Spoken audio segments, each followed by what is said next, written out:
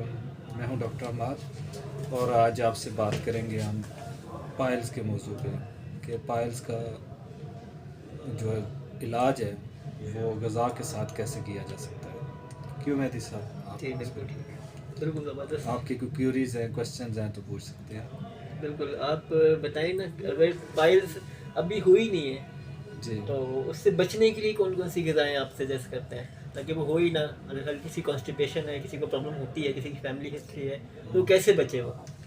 देखें, जो बड़े कॉज है ना पाइल्स के, अगर वो उससे बचता है तो हमारे जो प्रैक्टिकली जो ऑब्ज़र्वेशन है जो पेशेंट्स के साथ वो यही है कि एक तो जो पाइल्स में प्रॉब्लम आता है जो वो है लाइफस्टाइल का, जिसका जितना अननेचुरल लाइफस्टाइल है उसमें होता ठीक, है। सही। दूसरा बड़ा कॉज जो है वो प्रॉब्लम है वो है जो यूरिक एसिड वाले खाने, जिसमें दाल चना, लोबिया, दाल माश और दीगर जो इस तरह की जो यूरिक एसिड बनाती हैं चीज़ें, वो बंद गोभी, फूल गोभी, ये ज़्यादातर है। तो नॉर्मली जो है ना, अगर इनसे अवॉइड किया जाए, इन ग़िज़ाओं से अवॉइड किया जाए तो मेरे ख़्याल में इससे बचा जा सकता है और हमें बहुत अच्छे तरीके से उसको क्योर करने में मदद ग़िज़ा के साथ। तो अगर परहेज़ ख़ास तौर पे जो काली मिर्च है, काली मिर्च जो होती है उससे बहुत ज़्यादा प्रॉब्लम होता है और बहुत ज़्यादा प्रॉब्लम होने की वजह से बर्निंग सेंसेशन हो गया, पेन हो गया, ये प्रॉब्लम है।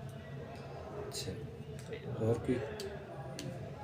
तो ये फिर अगर अगर ये चीज़ें हम छोड़ दें, जैसे बहुत सारी चीज़ें अपने चावल भी गिनवाते हैं, तो फिर खाएँ क्या? यानी कितना खाएँ? फ्रीक्वेंसी कितनी होनी चाहिए? या कभी खा लें, कभी ना खाएँ?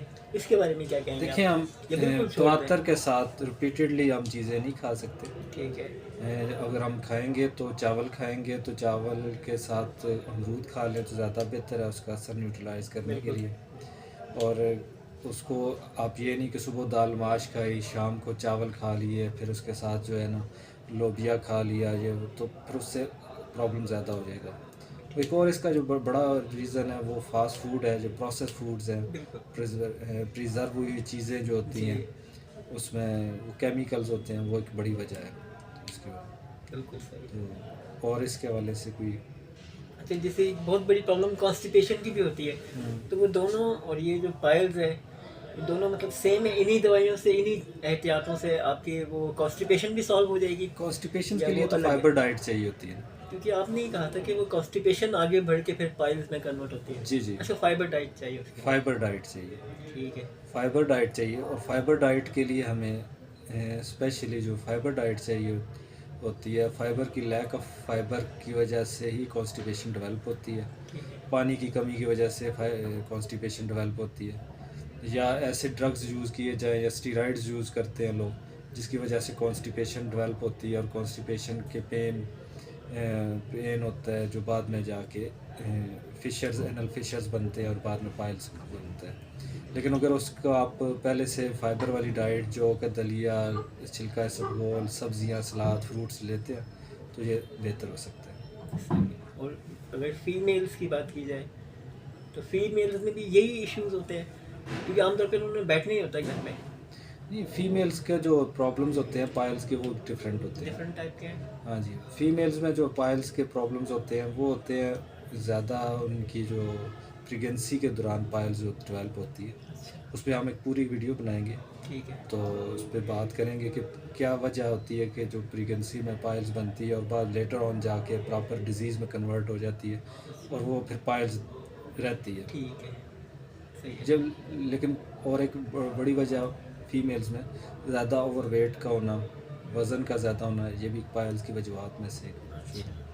लेकिन खाने को वो अपने खाने के हवाले से, इस हवाले से फाइबर डाइट और वॉक और प्रॉपर जो है ब्लड सर्कुलेशन अगर उनकी जिस्म में होती रहे तो तो फिर वो ठीक है। बेहतर हो सकती है। अच्छा, चले, अब किसी को पाइल्स हो गई है तो एहतियात हैं, लेकिन हो ही ना, अगर हो गई है तो आप कहते हैं कि 15 दिन तक जो है वो उसकी मेडिसिन आप आमतौर पे देते हैं जी 90% जी। लोगों को।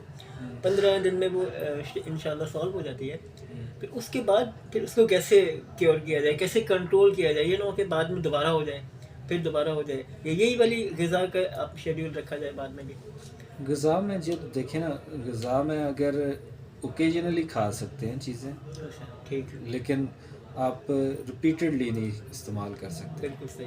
ख़ास तौर पे चावल, दाल चना, लोबिया, दाल माश और बंद गोभी, फूल गोभी, ठीक है, ख़ास तौर पे काली मिर्च। हम असल में करते ये हैं कि पाइल्स के पेशेंट जो जितने मैंने देखे हैं उनमें प्रॉब्लम ये होता है कि वो करते ये हैं कि जब उन्हें तकलीफ़ होती है वो सुर्ख मिर्चें छोड़ के काली मिर्चों पे आ जाते हैं, बिल्कुल, उससे बिल्कुल, तकलीफ़ और बढ़ जाती है।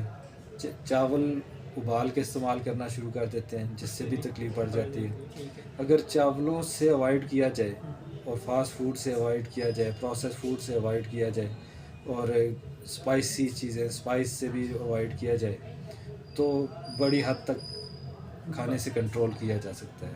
अच्छा, और जो बाद में बार बार होने की वजह, क्योंकि जब भी कॉज आएगा, वजह आएगी कि जिस वजह से बन रहा था बिल्कुल, पाइल्स, तो उस दोबारा से दोबारा प्रॉब्लम बन सकती है। बन सकती है।